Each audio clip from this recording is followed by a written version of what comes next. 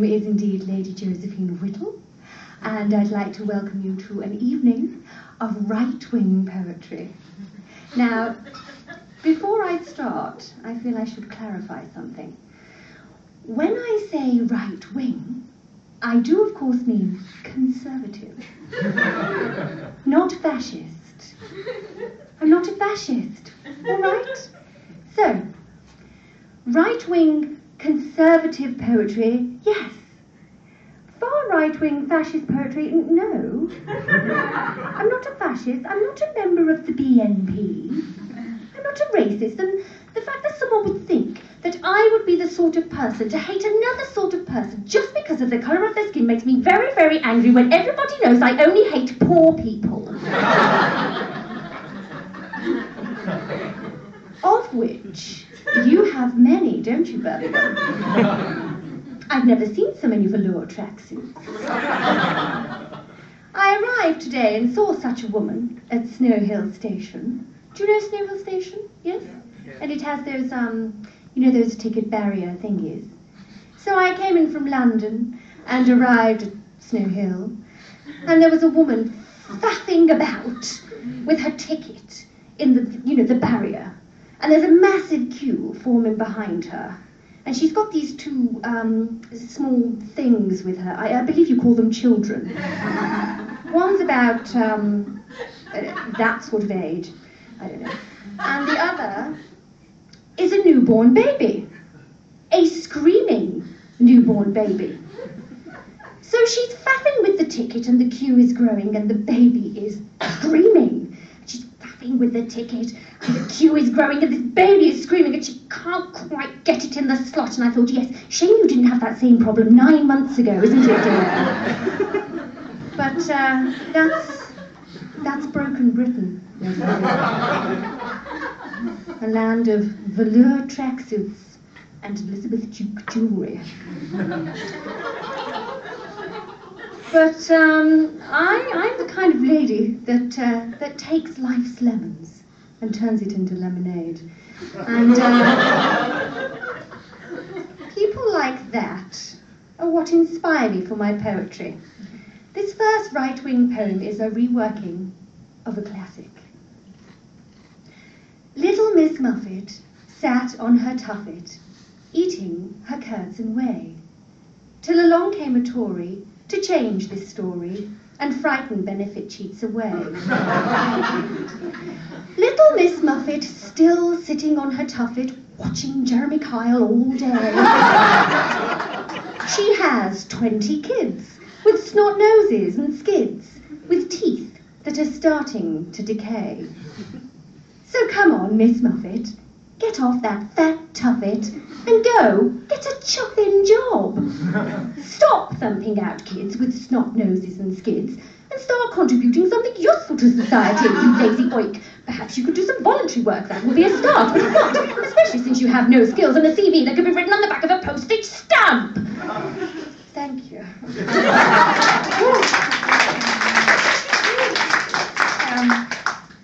My next poem needs very little introduction. It's called I Like Killing Animals. I like killing animals. Look, see how they run. They scamper, slide, they try to hide from my enormous gun. I like killing animals. It really is a hoot. On horses we trot when it's cold or hot for a good old-fashioned shoot. I quite like killing foxes. It's a jolly good social day out, where friends laugh and children play, trampling on protesters that get in the way. Men handsome in red, women slender in black, stampeding together on horseback. The bugle blares, and off we go. My pulse is racing, I'm all aglow. Oh, the excitement, oh, the thrill, to catch a fox and go in for the kill. The dogs will disembowel you, Foxy. They'll tear you limb from limb. No one will hear your cries for help over the horrific din. I don't go fox hunting at the Mow. It's still illegal, of course. But once my Cammy changes the law, we'll be back once again in full force. Until then, I'm happy to say the foxes are free to run and play, as the government have use of my shooting skill. I'll hunt the working classes, aim, shoot, and kill.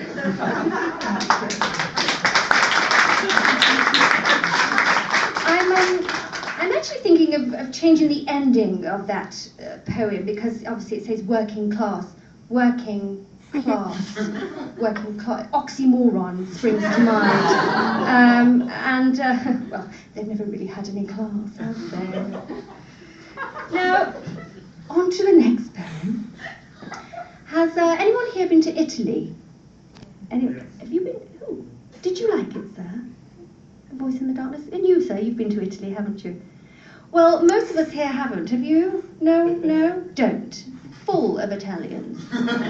Disgusting. And this next poem was inspired by my leisurely trip to the beach one day in Italy. It's called Ode to Speedos. Oh, Speedos, Speedos, wherefore art thou, Speedos? Oh, here you are, in Italy, men's bits on show for all to see. Why do men insist on showing, and why does my interest keep on growing? I can't help but stand and stare, furtively glancing here, then there. Good sir, I do not wish to see your meat to veg and cutlery. Put it away and stop showing off. Seeing men's bits makes me nervously cough. You obviously think that Speedos are cool, that they make young ladies wither and drool. But I am here to say that you, sir, are wrong. No one wants to see Grandpa in a thong. Thank you. I'm afraid I must draw this poetry evening to a close, because I actually have a funeral to go to, because my Grandma Sadie died recently. It's very sad, isn't it? Especially because she wasn't quite as rich as we thought. We wondered if she had a will. She probably hid it, crazy old fool. Tell us where the will is, Grandma, tell us where it is. But I couldn't understand what she was saying, so I took the pillow off her face. Understood her perfectly.